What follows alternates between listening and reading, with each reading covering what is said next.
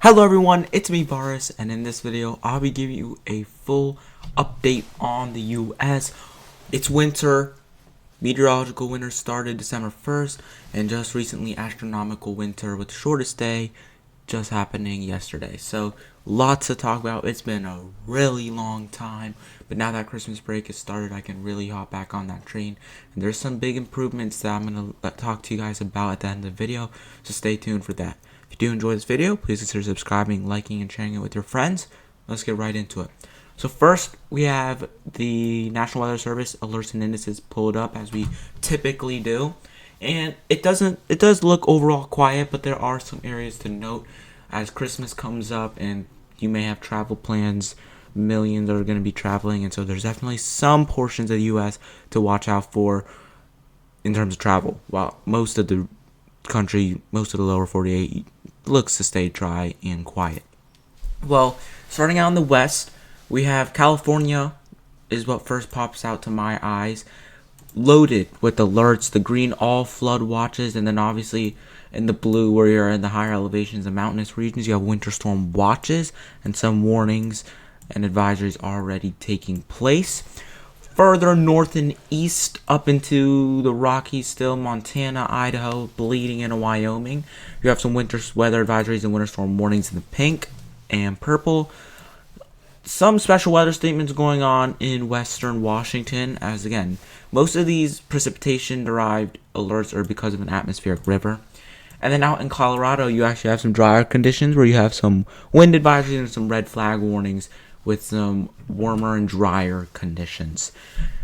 And overall, the whole central U.S. right now and for the foreseeable future under a dome of high pressure right in here. Big dome of high pressure. Not going to be hot because, again, it's winter. So even though you have extremely high temperatures or above average temperatures, it's not going to be hot, but it will be mild. And even warm, in some places, especially down here in the south central U.S. In the east, you don't see much, but I expect that to change, especially for the northeast. You'll start to see some winter-related advisories and indices pop up, but besides that, relatively quiet.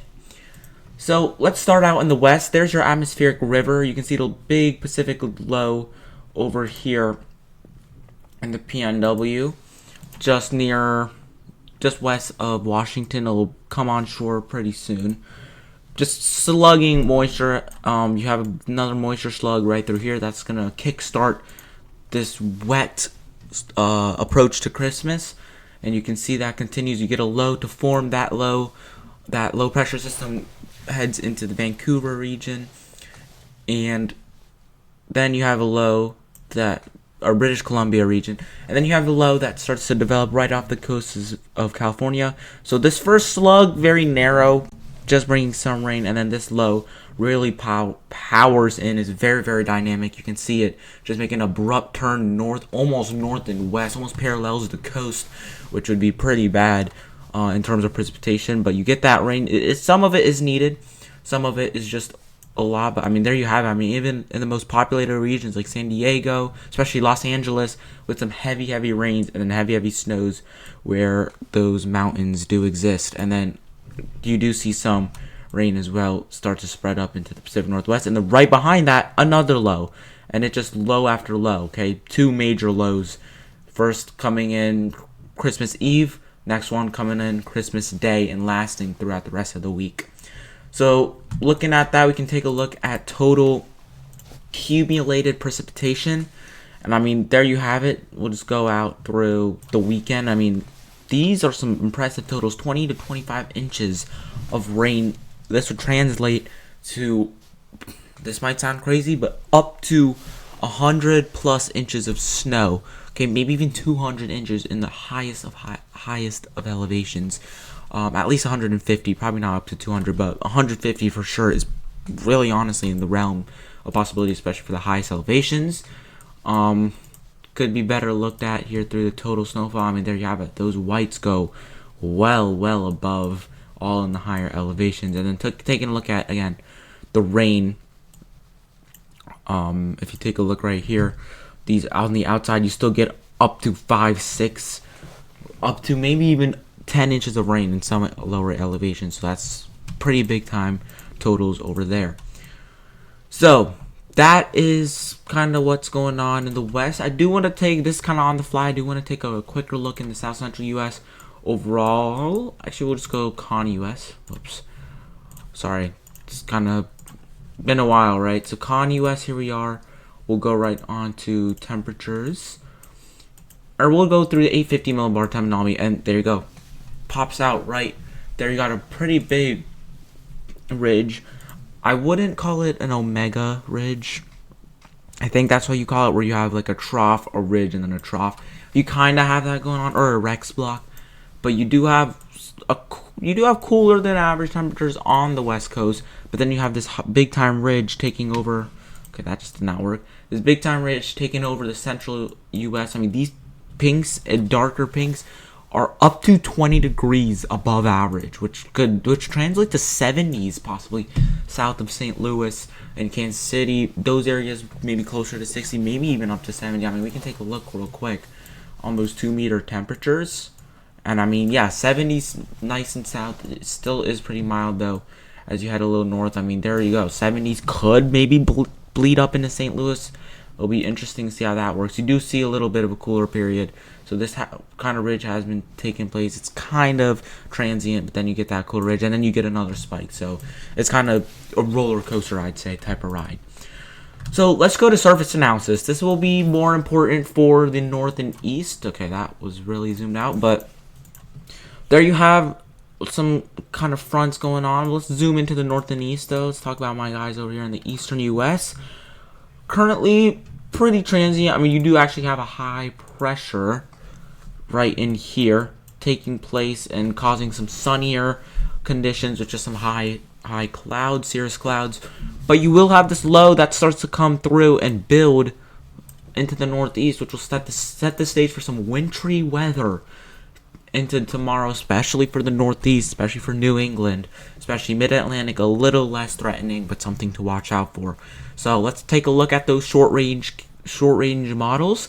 So here you have your high. This starts to kind of traverse eastward, and so you do get some slight warm air advection. I mean, you did have this deep trough. Does start to warm up though for all areas. You can see that warm air starts to build. This is through overnight tonight, and there you have it. So you have some snow breaking out as far south as Philadelphia. This is all warm air advection snows, so you'll have a snow shield kind of through here.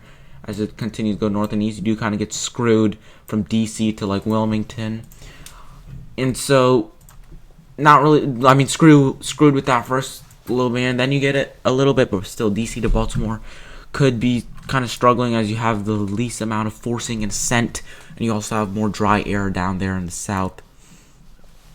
But you do get a nice little bit of light snows. I wouldn't even say thump, but a nice light snow for Philly, especially closer to New York City. And then you try to get some filling of the radar. It's going to be very light, very spotty. I'd say Philly and south, you don't really have to deal with anything. North, and or you might have to deal with some light precipitation, but doesn't seem to be very, very impactful. Maybe some light impacts. But it's really when you get north of Philly, and even into the northwestern suburbs of New York City, you probably won't have anything too impactful in downtown. But once you get outside, you might have to be careful, be cautious, as you might have some impacts. It becomes more of a threat for, I'd say, southern New England and New England itself. Again, these temperatures do become marginal, though, okay? As you have this warm air advection, it's not strong, but it's strong enough to warm up these temperatures. I mean, and into southern New England, it's still interior southern New England. Like, coastal regions may still end up with rain. Do think you guys could start some snow, but even Boston, little thump of snow, 11, 12, through the afternoon hours, and then could go over to rain as warm air advection kind of fills in. And then right behind that, we'll get right to it, you do get another low system. This is for Christmas Day. Doesn't look too impactful. Might even break up before it gets to any of the impactful cities. But maybe some light rain, maybe some light freezing rain into portions of central Pennsylvania. Maybe could make it to Philadelphia. If we do take a look at temperatures, though, it does look to be very, very marginal 30s, mid-30s, lower 30s throughout the valleys of central PA.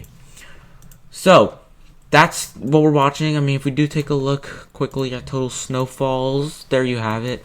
It does look like, so White Christmas could be on the table for interior areas, I'd say. If you're probably, so If I had to draw a line for any measurable snowfall just based off the RGEM through here, okay, it's likely going to stay north and east of 95.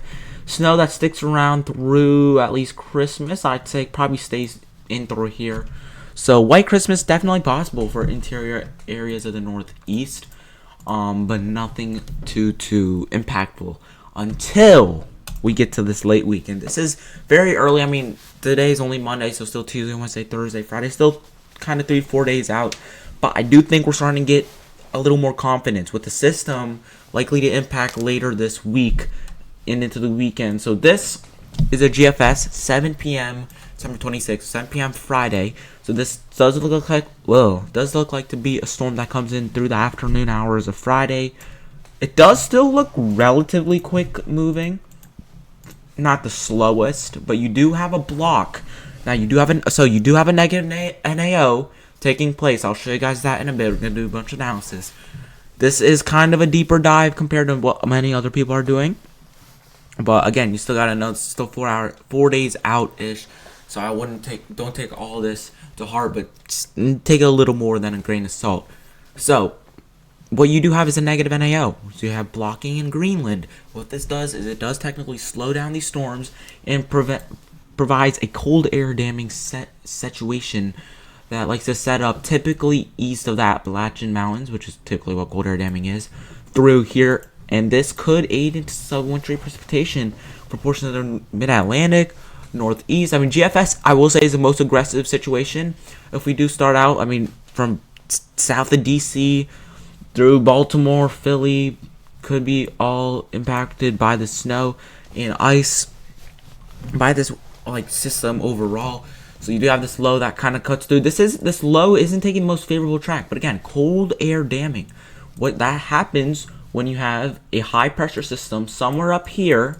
Okay, this is similar to the situation that's happening tomorrow, but this time it's a little stronger, a little more dynamics going through.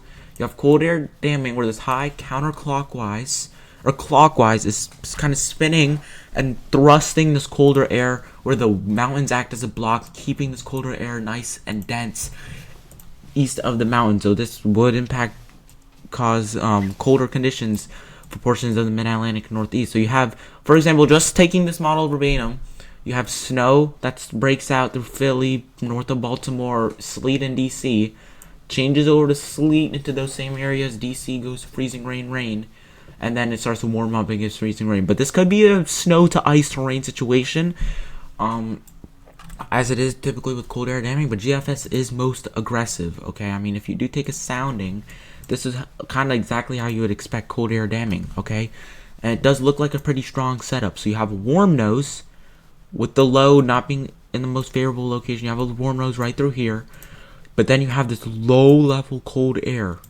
damming. It's deep too. I mean, you are sub-freezing at the surface, and this is perfect for ice situations.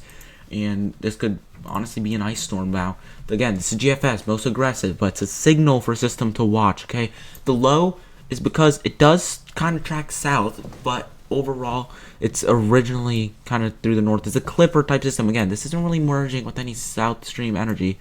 It is a little bit, but this isn't anything straight from the Southern Stream. Again, this is mainly Northern Stream dominated as it continues to head out. If we do look, we're not going to look at totals, but I will say that the signal is there. So this is what cold air damming is. Let's kind of just explain this phenomena. This is what I like to look at when you look at cold air damming here in the in tropical tidbits. You have this kind of warm air. This is where areas like to get screwed over here in the mountains. I mean, you have 50s, 60s almost into West Virginia. And this is where like Pittsburgh likes to usually kind of get screwed over. Does look like this warm air direction won't be too bad, but you do have a nose right through here. But you see how these lines, let's take the 35 line for example. See how it kind of goes like that? It kind of abruptly turns south. I mean, I feel like 40 line would be even better of a representation. Like overall it goes like that ish. Okay, this is a wedge of colder air, all because you have a pretty strong high causing this colder air to sink deeper into the eastern U.S. into the mid-Atlantic, especially in Northeast. So this is something you got to watch. And again, this is caused because of that negative NAO. If you didn't have a negative NAO, enjoy the nice cold rain. But since you do have that negative NAO, wintry precipitation could be forced out of this. And you see it's stubborn. It doesn't like to leave. You see that 32 line, that's the freezing line. It doesn't like to leave, okay? It does eventually leave, but it takes a while, okay? And that's why you could end up with wintry precipitation.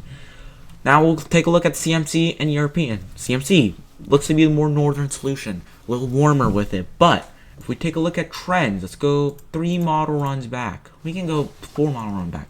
Nothing. Boom, boom, boom. You see, it's a clear southwesterly trend, okay, for these storms. That's because typically models, especially physics-based models, like to undermine that high pressure block.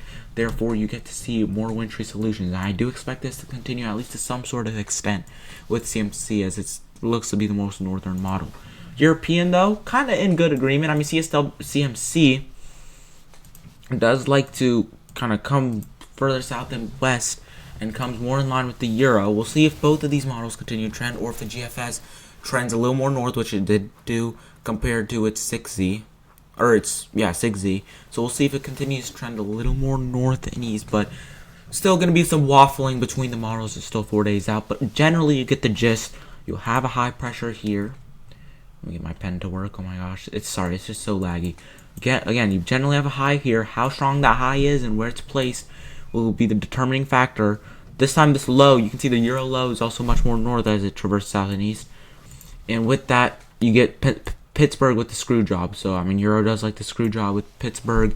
Typically, I mean, you see more westerly areas get more snow. Here you get more east. You got to be more east for the cold air damming. And so, this is something we got to watch. Okay, something we definitely have to watch. And, I mean, you can just see how that approaches.